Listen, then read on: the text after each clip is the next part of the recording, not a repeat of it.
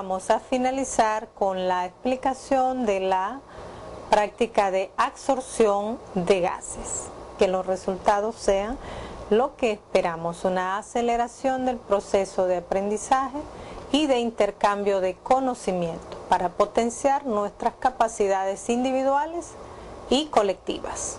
Acá observamos una panorámica de la planta piloto de absorción disponible en el Laboratorio de Procesos Químicos 2. Acá vamos a familiarizarnos con las fuentes de energía de la planta piloto.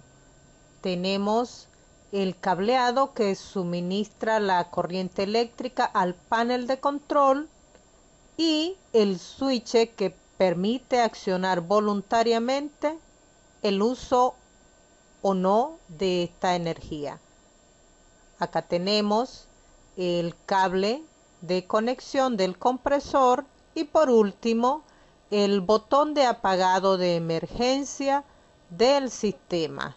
Este se haría en circunstancias especiales, pulsando o apretando para que corte la energía bruscamente. La planta piloto dispone de varias fuentes de alimentación, las cuales deben ser reguladas antes de entrar al sistema para que ocurra el proceso.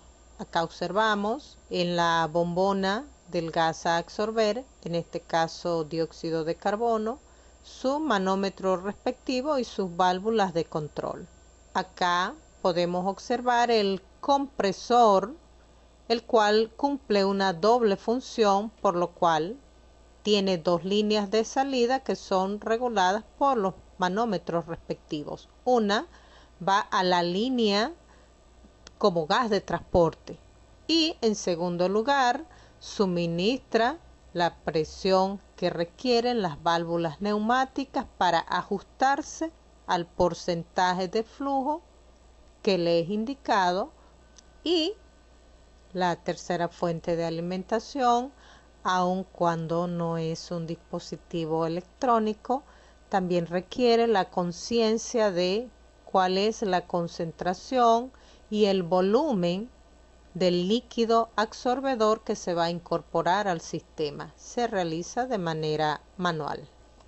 Acá tenemos el panel de control de la planta piloto, desde el cual se regulan los diferentes parámetros requeridos por la experiencia.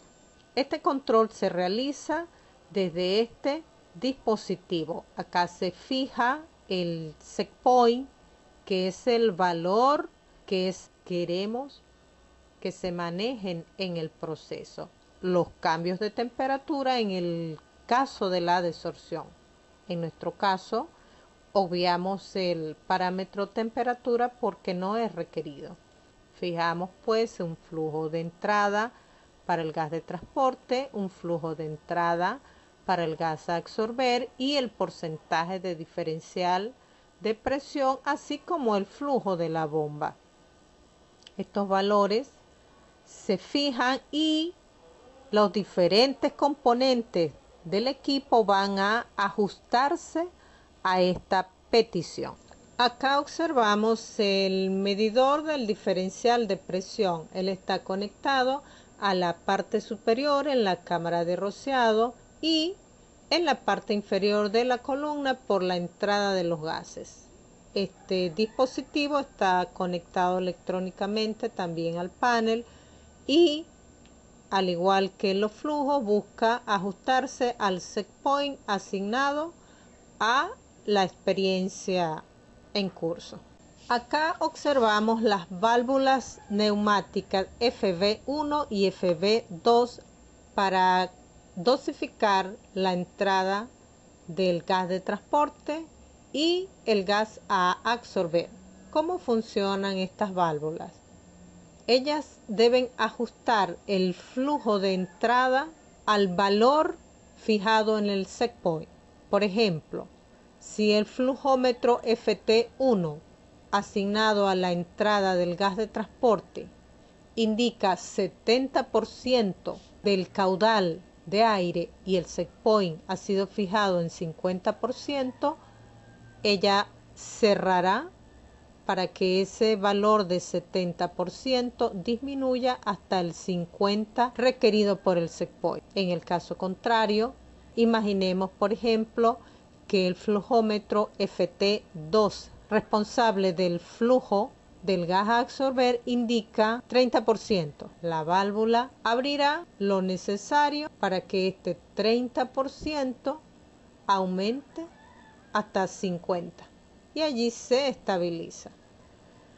También observamos en esta diapositiva el mixer o mezclador donde hacen contacto el gas de transporte y el gas a absorber. Observamos su manómetro para tener lectura del comportamiento de la presión en este dispositivo. El sistema de alimentación de la planta piloto comprende tres fuentes que son el carbonato de sodio, en nuestro caso, que constituye el líquido absorbedor, el gas de transporte proporcionado por el compresor y el gas a absorber que proviene de la bombona de dióxido de carbono. En esta diapositiva observamos el tanque de almacenamiento del líquido absorbedor. Acá lo vemos tapado. Para alimentarlo se retira la tapa y se agrega ya preparada la solución con anticipación. Acá observamos la línea de descarga con la válvula abierta aproximadamente 45 grados. Desde esta línea el líquido absorbedor descarga succionado por la bomba que lo lleva hasta la cámara de rociado. En la presente diapositiva observamos el compresor que suministra el aire de transporte para el proceso. Acá podemos observar la válvula de entrada del aire proporcionado por el compresor. Y en la siguiente diapositiva podemos observar la línea de entrada de este gas de transporte regulado por la válvula neumática. Llega al mixer desde donde ingresa al sistema. Recordemos que el compresor cumple una doble función: alimentar el gas de transporte y también suministrar el aire requerido por las válvulas neumáticas para abrir o cerrar según la demanda del set point. Continuando con las fuentes de alimentación de la planta piloto, tenemos acá la bombona de dióxido de carbono, que es el gas a absorber en nuestra experiencia.